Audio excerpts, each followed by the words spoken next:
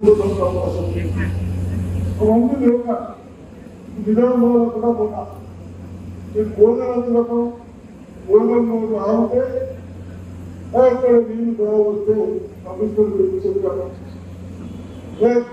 ఎవరి ముఖాలు తినకుండా ప్రజలు ఎవరికి ఇబ్బంది పడుతూ ఉన్నారు ఆ ఇబ్బందిని పడకుండా వాళ్ళ ఇబ్బంది నుంచి కాపాడడానికి ఎవరైనా రేపు కొట్టుబెట్టి ప్రజల్ని కాపాడాలనుకుంటాం. ఇక్కడ కూడా మీరందరూ కూడా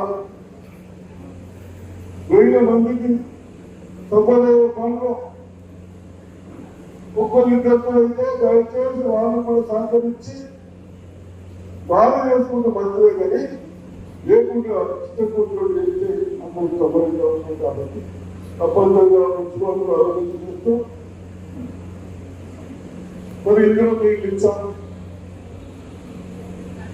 ఇంకా ఏ సమస్యలు ఉన్నా మీరు చెప్పిన సమస్యలు కూడా ఇంతకు ముందు మండలానికి ఇద్దరు, అదేవిధంగా పట్టణానికి ఇద్దరు, సాధారణ మండలికి ఇద్దరు మాట్లాడారు. మీరు చెప్పిన సలహా సూచనలు కూడా రాసుకున్నాను.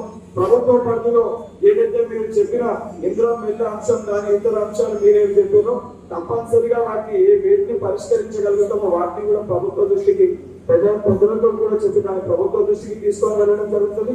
అండ్ సంస్థాగతంగా తప్పనిసరిగా పార్టీని బలపరిచి ఇలా ఆల్రెడీ బలం ఉంది, బలంకున్న దాన్ని కొంచెం ఇంకా యువరక్తాన్ని కూడా దానికి జోడీకరించి ఏదైతే సంస్థాగతంగా పార్టీ నిర్మాణానికి మీతో పాటు ఒక సగటు కార్యకర్తగా మీతో పాటు ఉంటారు అని చెప్పి తెలియజేస్తారు.